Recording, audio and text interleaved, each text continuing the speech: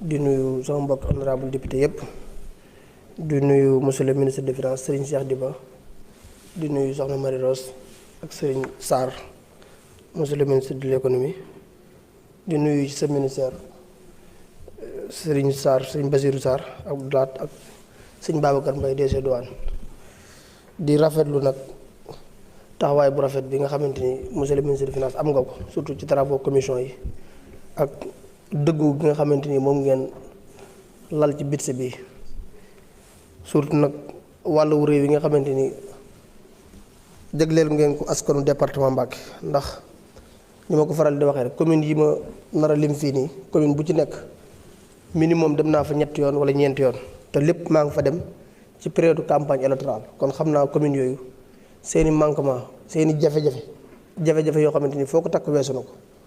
suñ ma doon laaj département bi gën a reculé ci Sénégal donte ci département yi ma dem bëriwul mais su ma yëkkatee sama loxo ne département Mbacké ci top 5 yi la bokk du ma juum ndax da nga ciy dem commune yoo xamante ni li mu boot ci ay village bëriwul mais village yi li ñuy néew 4 villages rek ñoo ci am courant mooy commune bu ci mel ne Ndioumane boo demee commune bu ci mel ne Ngay yaakaar naa su ma juumul ñaari poste de santé ñoo fa am kon commune yooyu nga xamante ñoo nekk département Mbacké aajo woon nañ ay taxaw bu baax a baax bi muy mujj commune bu Sadio maire Sadio wax na ko fii léegi dama ne woon dinaa fi ruusu ñëwaat campagne te seen tali bii nga xamante ni depuis 1960 yéen a ngi koy jàmbat muy tali Taïf Sadio bi te ndiruñ ci en compte waxuñu wax ju leer na dinañ ko defar kon alhamdulilah bañ ne dugal nañ ko ci programme PSD bi te fii ak décembre war ngeen a siyantewaat ak Banque mondiale pour programme boobu tàmbali te programme boobu it ci la tali Kayre Mbay ak Touba nekk village su Kayre Mbay ci Touba la bokk ndax Touba dafa bëri ay village yoo xamante ni dafa composé wu te day mel ne bu ñuy état bi di jàppale Touba ci Touba mosquée rek ci lay yem te commune bu Touba mënut a jàppale village yooyu ndax commune bu Touba biir seen bëriwul kon état il faut que mu tenir en compte commune bu Touba ndax ni président Bassirou Diomaye ne programme pour le Casamance bëgg naa it mu def programme pour le Touba bëgg naa ko lool ndax Touba soxla na ndimbal soxla na taxaw comme ni ko honorable Cheikh Amadou Bamba Diop waxee woon taalibe Sëñ Touba yi xaaruñ kenn pour développer Touba xaaruñ kenn pour taxawu Touba mais nag Touba dafa am lu mu am ci biir Sénégal te dañ ko war a delloo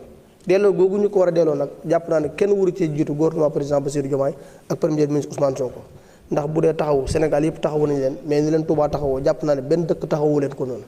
kon jot na ñu gën a taxawu Touba ndax fii mooy waxee yow ni inondation bi dégâts yi mu def Touba bëri na bëriwaay goo xamante ni foo ko takk weesu na ko lu mat ay junniy kër yoo xamante ni seeni borom mënuñ faa dellu ngir situation yu doy waar beneen bi ci toppaat tey mënoo dugg ci dëkk ba ndax ñi ngi naan autoroute Ila Touba moo tudd ko autoroute Ila Matam ndax bu Casamance gënoon rentable Casamance lañ koy def mais boo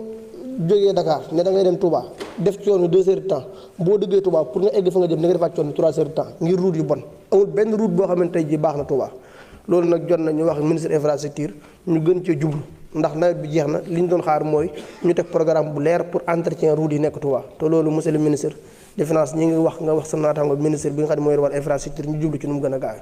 beneen bi dañ koy sant bu baax muy ministre bi nga xam ne mooy yor enseignement supérieur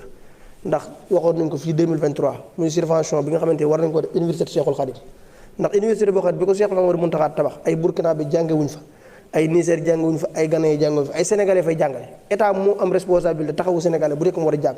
kon bu Cheikh Mamadou Mountakha dañu waxee murid yi ñu dajale ñu tabax université bi toll noonu état war na ci dugal loxoom li mu ciy dugal loxoom du xalif bi lay jàppale mais lii moo ko waroon def kii moo ko defal kon war na ci gën a dugal loxoom kon subvention boobu ngeen defal université bi ñu ngi leen ci sant di leen ci gërëm mais bëgg nañ ngeen gën koo yokk nag mooy ngeen xam ne université bi yéen a ko waroon def kii defal na leen ko ngeen jël en charge li ci des lépp beneen bi ci toppaat mooy hôpitalu Cheikhoul Khadim infrastructure la boo xamante ñi ngi sant gouvernement bi ko weesu ndax Touba mérito nañ ay hôpital niveau 3 4 ba 5 comme ni ko Dakar amee mais nag pour nga dem ci hôpital Cheikhoul Khadim ba day mel ne da ngay jéggi Safa ak Marwa ndax route yoo xamante ni bon na kon jàpp nañ ne ministre infrastructure bi moom la jagleel mooy route boobu mu def ko 2 fois ba am accessible ci hôpital boobu yomb lool kon daal loolu mooy samay kàddu doo ko salaamaaleykum wa rahmatulahi taala wa barakatu jërë ngeen jëf